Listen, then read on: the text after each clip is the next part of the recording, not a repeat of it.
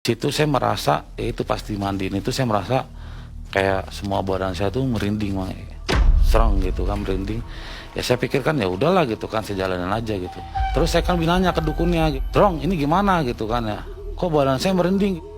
"Gak apa-apa, ini mah masuk," kata dia gitu kan. Maksudnya pengasihan itu masuk ke dalam tubuh saya gitu.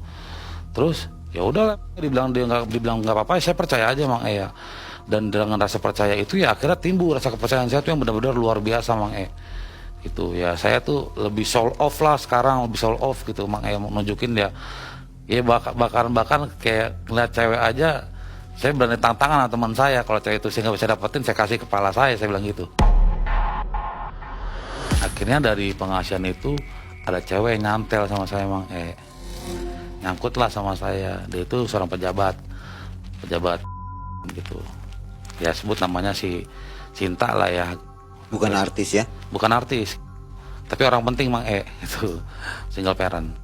Akhirnya udah itu ya dari dia itu benar-benar namanya saya minta apa aja dikasih.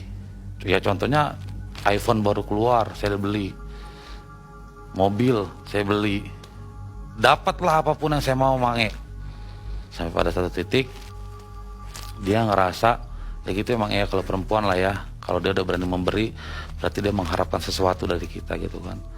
Ya di satu sisi status saya ini udah bukan sendiri lagi gitu. Jadi ketika dia tahu saya udah berkeluarga, dia sakit hati gitu kan. Dia mengancam mau menghancurkan rumah tangga saya. Akhirnya karena menjadi pikiran saya jadi benalu buat saya saya datang lagi ke si Gondrong. Saya datang ke si Gondrong. Saya ceritain tuh semuanya kronologisnya. Ini gimana ini gitu. Si Sinta ini ngancam-ngancam saya nih mau ngancur rumah tangga saya nih. Nges kata dia gitu. Tenang baik gitu.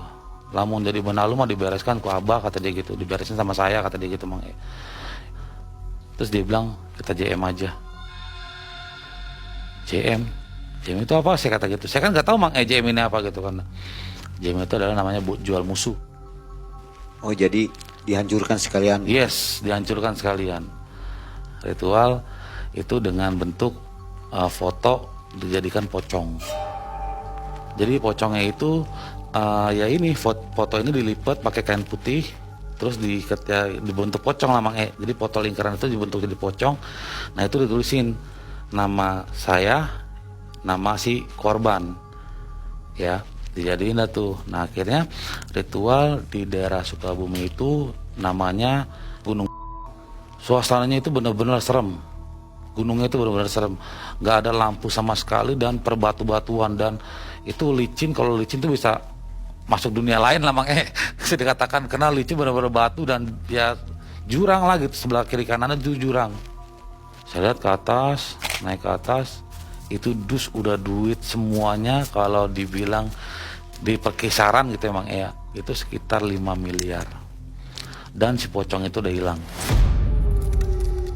Berapa dus itu? Satu dus satu dus gede, dus rokok gudang garam filter. Yang besar itu? Ya betul, yang besar. Terus akhirnya dia bilang ambillah kata dia gitu, tapi ambil sejangkauan kamu, sejangkauan lu kata dia gitu.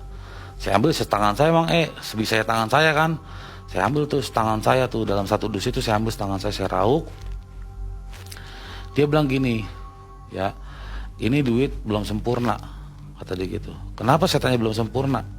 Dia bilang ini kan belum ada korban, belum ada yang jatuh gitu, kecuali ada yang jatuh baru yang duit langsung hak milik. Kemana lu belum nabok dia nih, belum nabok yang tadi dibilang sama dia kalau dia datang tabok. Akhirnya saya dengerin aja benar-benar karena kita masih orang awam, saya dengerin. Terus duit ini untuk lu cek keasliannya gitu, setor tunai. Saya store tunai itu saya masukin di store tunai. Saya masukin terang itu duit asli Berapa yang dimasukin? Yang dimasukin karena tidak bisa dihitung dihitung di store tunai itu ada 2.700.000. Itu benar-benar tuh saya kayak hipnotis Jadi itu saya ngeliat duit yang benar-benar duit di mata saya, depan mata saya duit langsung hilang, tak tak tak tak tak tak tak kosong, dan pocong itu balik Dibongkar akhirnya drak tuh pocong, benar. Nama saya di bawah, nama si korban di atas.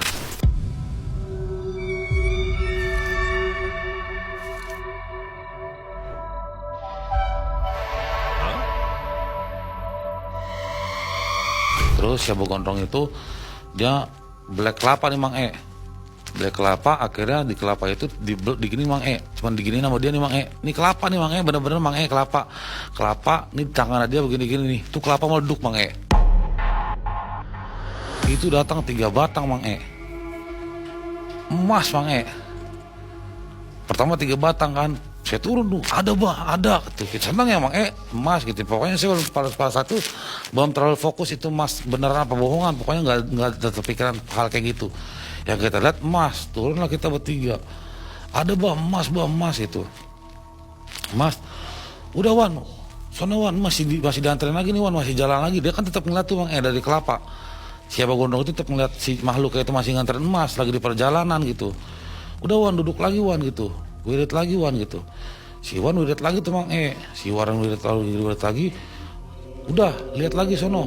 Jadi 8 Mang bakal bikin jadi miliarder dong. Saya bilang udahlah nggak apa-apa lah, pekerjaan gue masih tertunda, yang penting gue bisa cover sama yang ini ya kan, duit gue yang kemarin habis gue bisa tercover sama ini. Itu saya lihat itu emas 8 batang semuanya kita pegang, bener-bener emas beratnya mungkin 1 kilo di tangan ya. Itu ada tulisan Bank Swiss. Saya periksa tuh Mang saya periksa itu emas, saya bawa ke toko emas, saya bilang Ci, coba lihat Ci, asli apa palsu. Itu tokonya rujukan si Abah bukan? Bukan. Milih sendiri. Jadi saya benar-benar saya milih. Iwan gak nyaranin. Karena Iwan kan tahunya saya yang donaturin. Saya pakai duit saya, Iwan gak bisa berkutik apa-apa. Iwan cuma duduk doang untuk wirid. Jadi semuanya saya Mang dicek Mang bener 1 kilo emas 24. Mikir dong kita sebagai manusia Mang 1 kilo emas 24 pada 1 kok ditotalnya 1 miliar. 1 batang ya Mang ada 8 batang.